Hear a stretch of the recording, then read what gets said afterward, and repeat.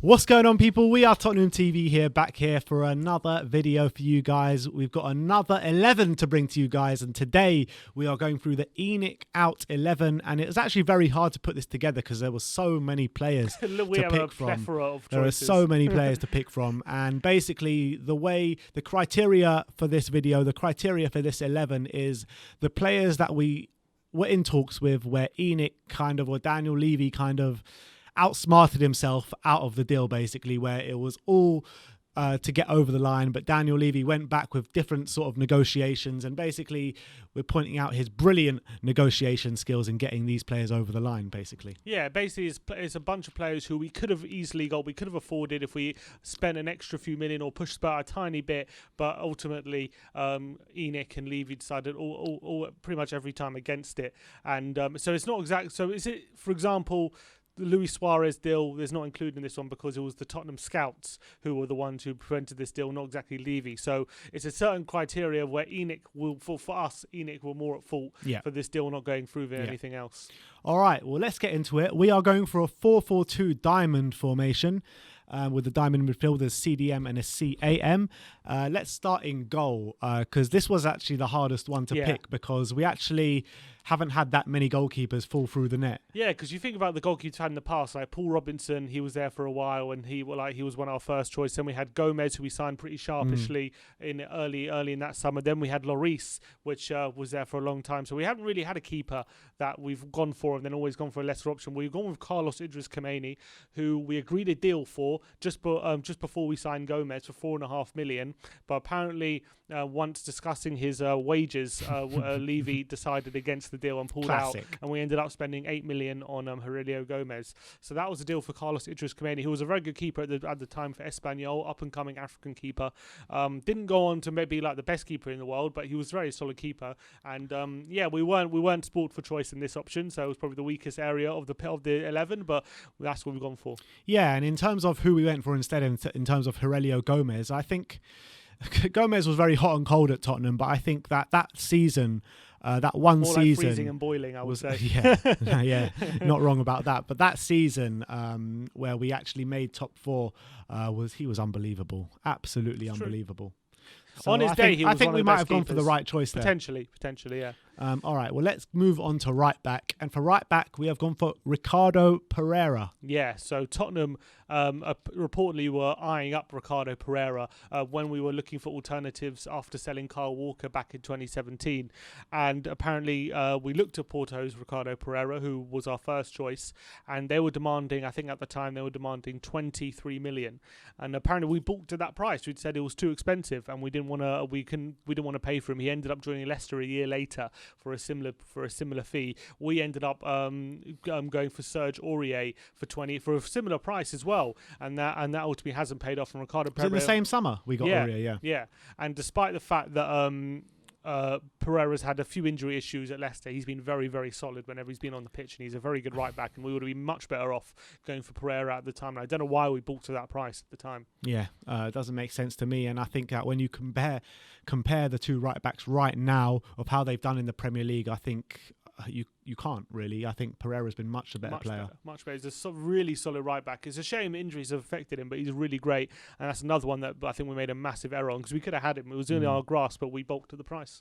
All right, so Ricardo Pereira at right back. Left back, we are going for Fabio Coentrau. Yeah, this one's a more difficult one because there weren't many left backs again that in this category. But Coentrau was one which we could have had easily because Madrid many times offered him in the Bale deal. They offered him in part exchange with a big money fee and Coentrau for Gareth Bale. We reportedly kept saying no because we just wanted the money. We were only interested in getting the money through the door, and obviously we got the Magnificent Seven with that money, which didn't exactly turn out very well for us. So I think Coentrau would have been a great addition to us if we got him at the time at left back. Well, obviously we decided against it, and I went with we had Akoto at left back at the time. And we had Danny Rose, who just came back from his loan spell, and he wasn't quite ready to be a starter, but he was still our first choice left back at the time. Do you think if we would have got Coentrau through the door that time, then it would have stunted Danny Rose's development? Maybe, but it's always good to have competition, isn't it? But it might have done. But I think Coentrau was a better left back than Danny Rose, so I think he would have been a better choice, and another one that slipped through our fingers, I think. All right, so the fullback so far: Ricardo Pereira and Fabio Coentrau. Now to the centre-backs. The first centre-back we're going to look at is Gary Cahill. Yeah, so when Spurs in 2012 under Harry Redknapp were challenging for the title, kind of, we were 5 points behind Man City and Man United in January, and we just needed an extra bit of injection, an extra bit of quality in the squad to really get us through to the end of the season. And Harry Redknapp identified Gary Cahill as a player who we wanted, and Clive Allen even said that Harry told us during a meeting there were ongoing discussions with the chairman about signing Gary Cahill, and it said it's now down to Daniel about it. Cahill had conversations with Tottenham, but the deal failed to materialise as Spurs balked at the price. Apparently, he had 6 months. He had 18 months or 6 months left on his deal at Bolton, and they were asking for 7 million, and we decided we're going to wait it out. We're not going to go for it, and he ended up signing for Chelsea, who at the time we were actually a more attractive proposition than Chelsea, because Chelsea were much lower down on the table, having just sacked AVB. They were a bit in a mess at the time, so we actually could have got him if we wanted him, and instead we went for Ryan Nelson on a free at the end of the season, and that was a really poor decision. Cahill went on to be a great servant for Chelsea, and he won the Champions League with them, and Clive Allen went to say that for all his merits, this is where Daniel's understanding of football took us in the wrong direction. I have no doubt Daniel wants the best for Tottenham, but he operates with a cold business mentality, and from a business decision maybe it was sensible, but from a football decision it was crazy, he said. That's completely what Clive Allen said. I mean, completely agree, and I remember it so clearly at the time. That we just needed those few extra additions to really kick on, and then we kind of fell flat on our faces for the remainder of that season. 7 million, that's all it had to get him through the door, and we decided against it, let him go to Chelsea, and now that's it. And Ryan Nelson. Ryan Nelson, 35-year-old Ryan Nelson. Yeah, and alongside him at centre-back, we're going to go for one that's kind of fresh in the memory, and that is Milan Skriniar. Yes, that's obviously well known at this point. We were very interested in Milan Skriniar. Steve Hitchen going over to Milan, meeting with his agent to try and thrash out a deal. Tottenham were not willing to go no higher than, I believe it was 30 million euros, and they wanted 45. Yeah. Daniel, there was no middle ground with Daniel Levy, so he rejected the deal. Now Skriniar's back in the he was basically out of favour into Milan at the time, and we had a small window of opportunity to get him. Now he's back in favour into. He's back starting every week, and they're about to win the Serie A title. Now his price is pretty much doubled in that time. Nearly. I mean, he's worth about 70-80 million exactly. Right now. So another one where if we would have just summed up about another between 5 and 10 million euros, we could have got him through the door, but we decided not to, and we went for the 11 million Joe Rodon instead. Yeah, and imagine how much of an addition that would have been for us this season. You know, we've been so bad in defence. That Milan Skriniar would have transformed our season, in my opinion. Mm-hmm. I really believe that. Yeah, it's definitely our defence. He would have been a leader there, and he would have been one to have improved. Could have had a Van Dijk level impact on our back four, but unfortunately, we didn't stump up the cash. We decided to hold on to our coffers and go for the cheaper option. All right, so let me just rerun that defence with you one more time. So that's Carlos Kameni in goal, Ricardo Pereira at right back, Fabio Coentrau at left back, and Gary Cahill and Milan Skriniar in the centre-back positions. Now, central defensive midfielder, we're going for Zhao Moutinho. Yeah, Zhao Moutinho was a famous one, having sold Luka Modric. AVB wanted Zhao Moutinho, who was his man from Porto. He knew him very well from his time there, and he was one of the best central deep-lying playmakers in Europe at the time. He would starting for Portugal, really talented player, and he was available from Porto. We agreed a deal for 22 million. Everything was signed, still delivered. The only thing is Daniel Levy waited too long to complete the fax, and the fax machine broke. And apparently he waited too long after the deadline, and the deal fell through, and we missed out on a player, and we never saw him. We never got the chance. Classic Levy. He went to Wolves of many years later. He went to Monaco, I believe, a year later for big money and had a decent career there. But another one we missed out on because of awful dealings from Daniel Levy. Remember how excited we were at the time? I remember that deadline day was special, but why leading it? I thought it was going to happen. I thought it was going to go through. Then last minute, we wait till too long after the deadline. The deal falls through, and another midfielder we could have had to replace Modric and be a real I reckon he would have been us for a long time, Moutinho, and he would have been a very good player for us. But unfortunately, we waited too long.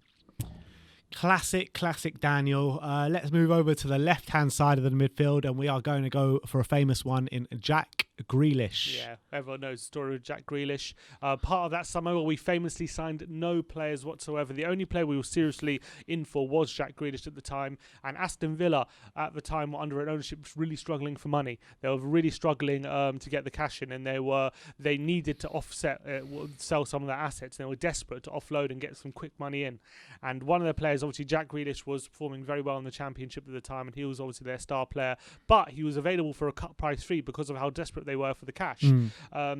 Daniel Levy, then in steps Daniel Levy. We agree a deal. I believe it was between 15 and 20 million, like something really cheap. Yeah, really, there's even reports that it was as low as 5, but I don't know if I believe that. No, I think the price that he went back with was 5 million. So, and plus Josh Onuma. Yeah, it was 5 million plus Josh Onuma or something like that. And there was so basically we agreed a deal for between 15 and 20, and then it was all going to go through nicely. And apparently after Daniel Levy realised, he thought there was a more opportunity to get even less money, because he thought they were really struggling that badly there at the time, that he could go back and get even less money out of them. So even after agreeing a deal, he goes back to the table and says, actually, we're going to go less and less and less. And he goes back to the table, and the negotiations rumble on. A deal doesn't get agreed, and then Aston Villa get taken over by new owners, and in the mid negotiations they get taken over, and all of a sudden overnight Jack Grealish's price doubles overnight, and we end up not getting him at all, and now he's worth between 80 and 100 million. And another player we could have a very, very cheap, and because of our brinkmanship, Daniel Levy's brinkmanship and his negotiating, we failed to get him over the line, and we never got him. Yeah, apparently he was a man that Poch really wanted as well, and we ended up getting no one. Yeah, we ended up getting absolutely no one. So that's Jack Grealish on the left-hand side of the midfield. The right-hand side of the midfield, we're going for Sadio Amane. Yep, who just on the back of a very good season at Southampton, was available for a fairly reasonable price at the time of 35 million. Apparently Spurs were extremely interested in signing him. He was shown around the Tottenham training ground famously, and he was very interested. We were well above Liverpool at the time in terms of how we were playing and how good a team we were. We were a much better outfit at the time, much more attractive proposition in the Champions League as well. I'm not sure if Liverpool were at that time, so we seem to be hold a lot of the cards for this one, but apparently we balked at the 35 million price. So apparently we wanted to pay everything. We wanted to pay nearer 25 million than 35. So we balked at the price at 35 million for Sadio Amane, who at the time was one of the most up-and-coming, exciting wingers in the Premier League. We decided to go against it. We decided to assess our options for the rest of the transfer window. He ended up going to Liverpool for 35 million. They coughed up very, very quickly once they knew he was available, and they snapped him up very quickly.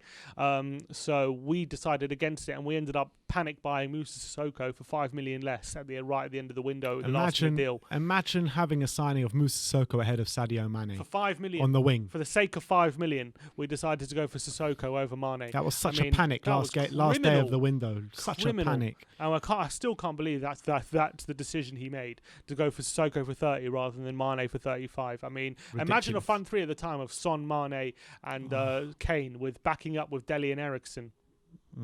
Ridiculous. Oh, so that's wingers of Jack Grealish and Sadio Mane. In the attacking centre midfield position, the cam position, we are going to go for Bruno Fernandez. So Bruno Fernandez, he said himself that Tottenham were the only, in that summer where we signed Ndombele and Lo Celso, obviously Eriksen's future was up in the air. We were trying to sell him. He had a year left on his contract, but we were demanding 50 million at the time for a player with a year left on his contract. So we weren't going to bring anyone in to replace him before he got out the door. And Bruno was the one we were waiting on to get him to get through the door. Apparently Sporting Lisbon wanted, I think, how much? I think 45 million, I believe it was. Yeah, but I think it was somewhere between 35 and 45. I can't remember the exact figure. I think they wanted about 45 million. Spurs weren't offering anything close to that. They're offering around 30, 35. Bruno himself said Spurs were the only team in that summer who was seriously interested in signing him. But again, because we didn't accept the cut price fee for Eriksen, we kept him in the squad, even though he wanted gone. And on the flip side, because of that, we didn't opt to go for Bruno Fernandez either and stump up the cash to sign him. And now he's at Man United, absolutely smashing it out. Up for Player of the Year, going to be this season in the Premier League. He's been absolutely outstanding. And we ended up selling Eriksen 6 months later for a much cut price fee of about 17 million, and still to this day haven't really replaced him. So yeah, we ended up going for Lo Celso and Edinson Fernandez instead. Yeah. Yeah, so Bruno, another one slipping through our fingers because of awful planning. All right, so that's a midfield four of Jack Grealish on the left, Bruno Fernandez in the cam position, Moutinho, Zhao Moutinho in the CDM position, and Sadio Amane on the right wing. Now for the two strikers. First striker, we're going to go for another one that's quite fresh in the memory. Not as fresh as Skriniar, but Paulo Dybala. Yeah, we all know about Paulo Dybala as well. Another one which we went for very strongly at the end of a window. Again, we're looking for an opportunity at the end of a window. Classic Daniel Levy. We apparently agreed a fee with Juventus for the striker, and he was willing to join at the time, but we balked at the image rights. Oh my days. Apparently they wanted 10 million extra for image rights, and we said no deal, we're not going to go through with it if we have to pay this image rights. And the deal fell through last minute yet again with Levy, and ultimately Pochettino was sacked a few months later, which was a big payout at the time for Pochettino because he had signed a long contract. So instead of paying the image rights, we ended up paying it was the the same fee. It was the same fee, the exact same fee. The Pochettino's contract and the image rights were the exact same. So basically, instead of paying Dybala's image rights, we paid to sack Pochettino instead, our best Premier League manager. And Dybala never got through the door. He ended up actually getting Serie A Player of the Year that season as well, didn't he? So when it's very similar to the Skriniar one, really. Yep. Another one failed to get over the line.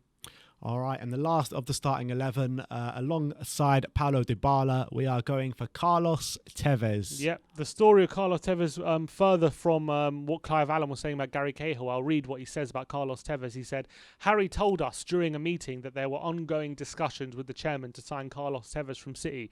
Tevez was a hugely talented player, but also tainted goods at the time, having gone on strike and falling out with Mancini, following his refusal to come on as a sub into the game. City were demanding 25 million for him, and which had scared off the likes of AC Milan. Harry wanted him though, and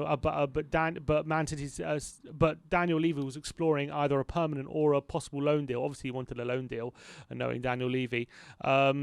He said that City were against a loan deal and only wanted to sell him on a permanent basis, and Daniel Levy opting to reject the opportunity to sign Tevez and ultimately went for the free transfer of Louis Saha instead.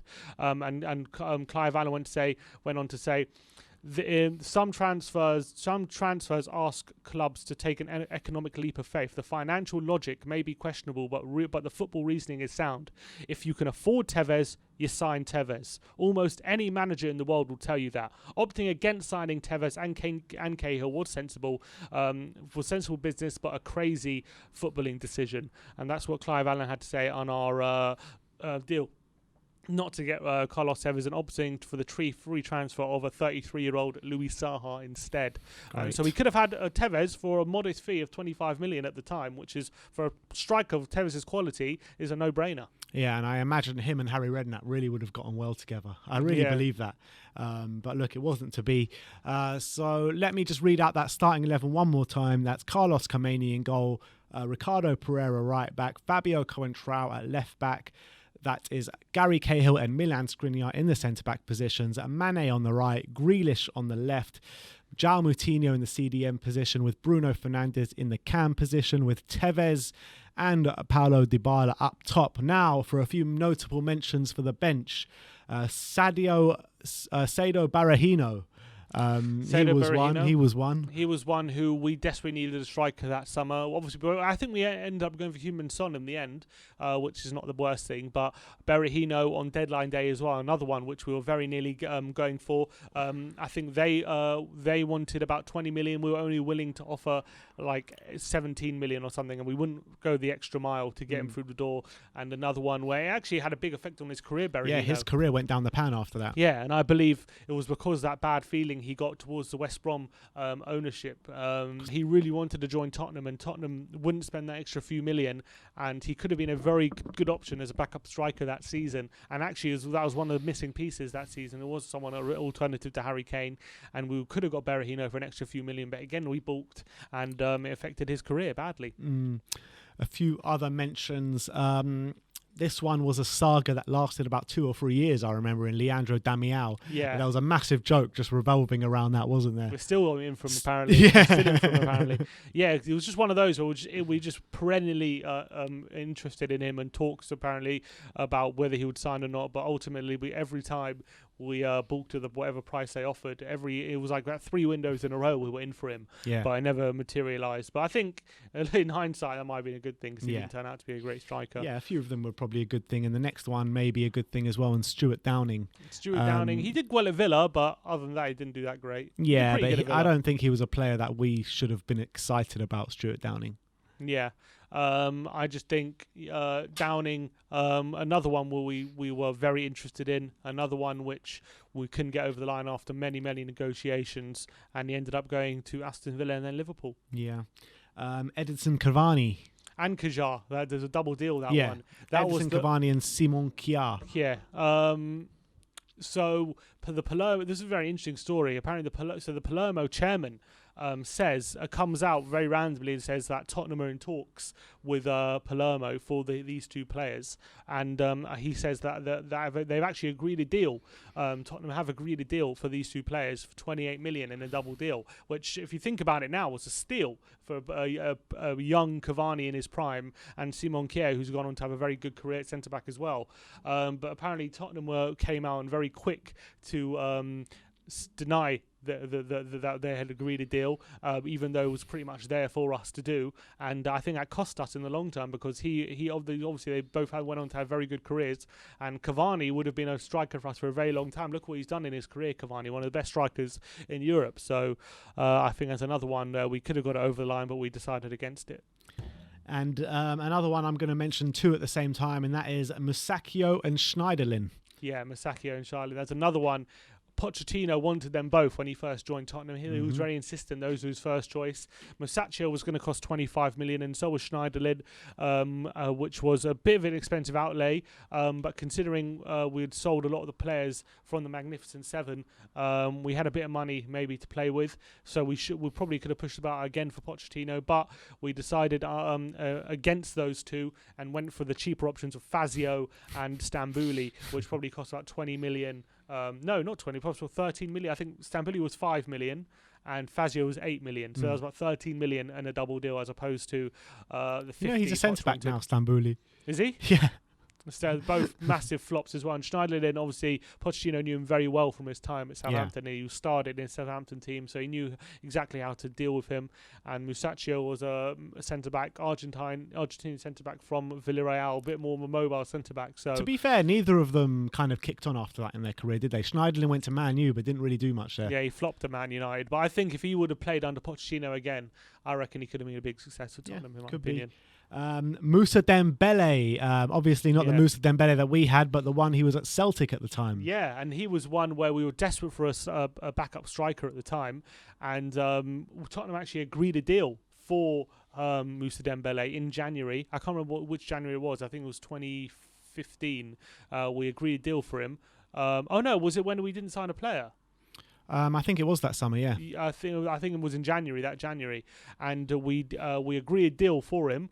But the only sticking point was Fulham wanted him back for 6 months on loan until the end of the season, and Tottenham weren't willing to do that. And ultimately, the deal broke down, and he went on to move to Celtic and then Lyon, and now he's out of Atletico Madrid. So he would have been another option which we could have had through the door for fairly cheap as well. I think it was like 5 million we could have had him for, but because we didn't want to let him back on loan for 6 months, the deal went against us. Oh, bloody Daniel! The last few now, Tony Martial. Yeah, this one. I don't think was that much on Levy because apparently we bid 18 million. He obviously went to Man United that followed in the same window for 50. So I don't think we're ever going to pay that for Martial. But he was one we did bid for. We didn't bid enough, and he went for big fee. 50 is definitely overpaying for Martial. That's for sure. We wouldn't have paid 50, but we did bid. We bid 18, which was nowhere near enough. If they sell him now, I mean, they're probably not even getting 30 million. You know what I mean? At the moment, yeah, probably around 30. I reckon they can get 35. Yeah, maybe. The last 2 now. The one we're going to go for next is Pierre-Emerick Aubameyang. He was one where he claimed that he met with Tottenham in a hotel or something like that. He said he was at the training ground Training as well. ground, that was it. and he was impressed, or he kind of liked the look of the place, and he was shown around and he was interested, but then he never got a call. He never got heard from Tottenham again. Yeah. He said it was very strange. He said it was one of the weirdest experiences he's had. Well, Also very strange. At the time, he went to see Tottenham, Arsenal, and Borussia Dortmund. All of them saying no to him. All of them. And then he later on did go to Borussia Dortmund, and later on went to Arsenal after that. So maybe he's going to come to Tottenham next. Who knows? I don't think so. But, another one slipping through our fingers because of our failure to act on a situation again.